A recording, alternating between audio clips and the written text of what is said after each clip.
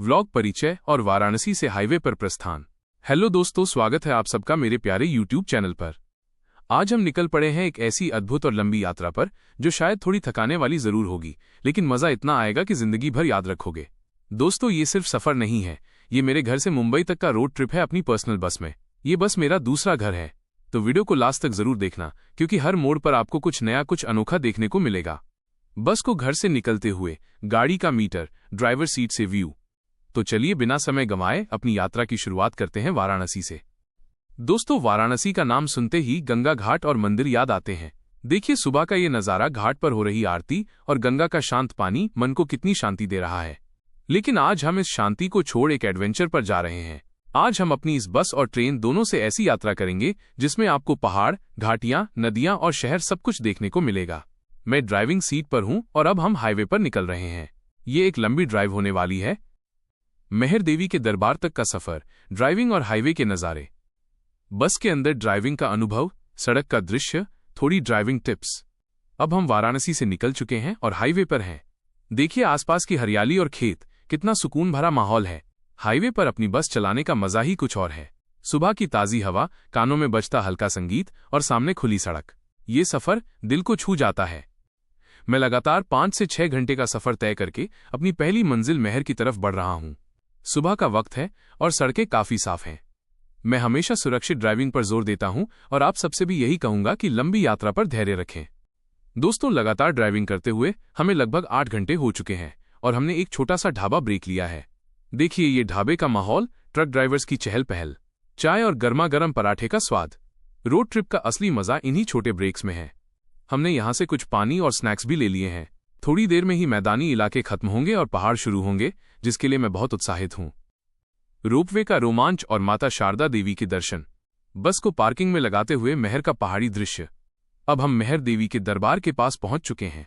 देखिए ये पहाड़ी रास्ता, यहाँ की वादियां, यहाँ की ठंडी हवा, सब कुछ मन को बहुत सुकून दे रही है। ड्राइविंग की थकान थोड़ी महसूस हो रही है, लेकिन इस नज़ारे को देखते ही सारी थकान उड़ गई। दोस्तों, इस जगह को मेहर कहते हैं और यहाँ की शारदा माता का मंदिर बहुत ही प्रसिद्ध है। यहाँ का सबसे बड़ा आकर्षण है रोपवे। मैंने भी सोचा चलो रोपवे से चलते हैं, अपनी बस तो यहाँ तक नहीं जा सकती। हमने यहाँ सुरक्षित पार्किंग में अपनी बस लगा दी है। लेकिन जैसे ही केबल कार में बैठा और नीचे देखा, कैमरा नीचे दिखाता है। यार सच में ऐसा लग रहा था जैसे मेरी जान निकल रही हो। ऊंचाई का डर है, लेकिन माता रानी का नाम जपते जपते ऊपर पहुंच ही गए। यह अनुभव डरने के लायक नहीं, जीने के लायक है। एक बार जरूर ट्राई करना। कितना सुंदर दृश्य दिख रहा है। ऊपर से हरी भरी घाटियां, नीचे बसा शहर, मंदिर की घंटियों की आवाज और भक्तों का उत्साह। ऊपर पहुंचकर माता शारदा देवी जी के दर्शन किए, मन को बहुत शांति मिली। सच कहूं तो दोस्तों, इतना थकान भरा सफर करने के बाद भी मंदिर के अंदर जाते ही सारी थकान मिट गई। ऐसा लगता है जैसे माता रानी ने खुद सारी ऊर्जा भर दी हो। हमने प्रसाद लिया और अब हम आगे की यात्रा शुरू करेंगे। बंदरों की मस्ती और प्रकृति में एक आरामदायक ब्रेक। मंदिर के बाहर का क्षेत्र, पहाड़ों का विस्तार, बंदरों को खाना खिलाना। दोस्तों देखिए ये घाटी कितनी सुंदर है। हरे भरे पेड़, पक्षियों की चहचहाहट और पहाड़ों की खूबसूरती। और देखो यहाँ एक महाराज जी कितने प्यार से बंदरों को केले खिला रहे हैं। बंदर भी कितनी मासूमियत से खा रहे हैं। मैंने भी सोचा क्यों न थोड़ा इनसे दोस्ती की जाए। व्लॉगर द्वारा बंदरों को केले खिलाने का दृश्य, ये दृश्य तो बस पहाड़ों में ही देखने को मिलते हैं। इनकी शरारतें देखकर मन खुश हो गया। अब मैं अपनी बस की तरफ वापस चलता हूँ। यहाँ एक बहुत प्यारी जगह है जहाँ थोड़ी देर बैठकर मैं प्रकृति को महसूस कर रहा हूँ। मैं थोड़ा बैठकर चाय पीता हूँ और आपको भी सलाह दूंगा, जब भी ट्रैवल करो तो थोड़ा थोड़ा रुककर प्राकृतिक नज़ारों का मजा लो। ये चाय की चुस्की और ये ठंडा मौसम, क्या बात है। इस ब्रेक के बाद अब हम फिर से बस में बैठकर आगे बढ़ेंगे। बारिश में बस की जादुई सवारी और पहाड़ी रास्ते। बस के अंदर ड्राइविंग, सड़क पर पानी, खिड़की से बारिश। अब दोस्तों अपनी बस स्टार्ट कर ली है और ये हमें नागपुर की ओर लेके जा रही है। लेकिन देखिए मौसम हो गया है बरसाती, आसमान से बूंदें गिरनी शुरू हो गई हैं। बारिश में अपनी बस चलाने का मजा ही अलग है। खिड़की से पानी की बूंदें गिर रही हैं, सड़क पर हल्की धुंध छाई है और चारों तरफ हरियाली फैली हुई है। स्लो मोशन में बारिश की बूंदों का शॉट्स, ये सफर अब जादुई हो गया है। ऐसा लगता है जैसे प्रकृति हमें अपनी गोद में लेकर चल रही हो। ऐसे वक्त में बस का सफर जिंदगी भर याद रह जाता है। मैंने अपने फोन में कुछ अच्छे गाने लगा लिए हैं और इस मौसम का पूरा मजा ले रहा हूं। सच में दोस्तों, बारिश और पहाड़ी रास्ता दोनों मिल जाएं तो सफर जादुई हो जाता है। हमें पहाड़ों के मोड़ पर कई छोटे छोटे झरने देखने को मिले, जिन्हें देखकर मन को बहुत ठंडक मिली।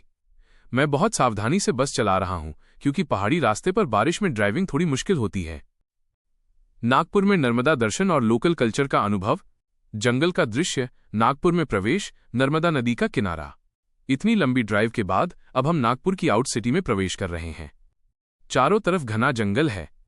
जंगल के बीच से अपनी बस निकालने का अनुभव शानदार रहा। दोस्तों, नागपुर सिर्फ संतरे के लिए ही नहीं, बल्कि अपनी प्राकृतिक खूबसूरती के लिए भी जाना जाता है। देखिए, ये नर्मदा नदी का नज़ारा, शांत बहाव और किनारे की हरियाली दिल को मोह लेती है। हमने यहाँ अपनी बस को रोका और नदी के किनारे थोड़ी देर टहला। यहाँ हमने कुछ लोकल लोगों से बातें की और एक कप गर्म चाय पी। यात्रा के दौरान लोकल कल्चर और लोगों से मिलना भी बहुत जरूरी है। इनकी कहानियां सुनकर और इनकी सादगी देखकर मन खुश हो गया। हमने यहाँ की कुछ लोकल खाने की चीजों का भी स्वाद लिया, जो सच में बहुत ही स्वादिष्ट थीं। आज रात हम यहीं रुकेंगे और कल सुबह अपनी बस को सुरक्षित पार्किंग में लगाकर ट्रेन से आगे का सफर करेंगे। ट्रेन से मुंबई का लंबा और सुकून भरा सफर। नागपुर स्टेशन का माहौल, ट्रेन का आना, ट्रेन के अंदर का दृश्य। अब दोस्तों, हमारी अगली और आखिरी यात्रा शुरू होती है मानस, नागपुर से मुंबई तक ट्रेन से। हमने अपनी बस को कल रात ही सुरक्षित पार्किंग में लगा दिया था और अब हम स्टेशन पर हैं। हमारी ट्रेन 1 घंटे लेट है, तो मैंने सोचा क्यों ना आप लोगों के साथ यहाँ का माहौल शेयर कर दूं।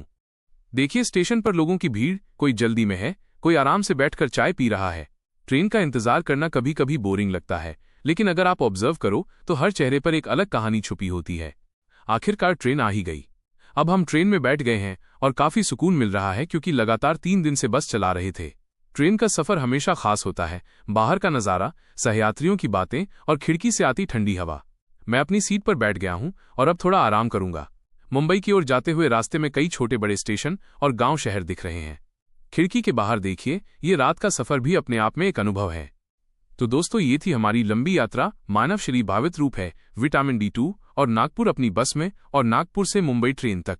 काफी थकान भी हुई, लेकिन हर पल रोमांचक रहा और हमें बहुत कुछ सीखने को मिला।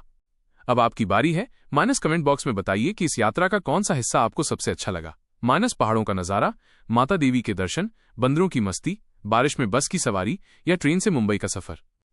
दोस्तों, अगर आपको ये वीडियो अच्छा लगा तो एक लाइक जरूर दीजिए। आपके छोटे भाई के लिए ये बहुत बड़ी प्रेरणा होगी। और हाँ,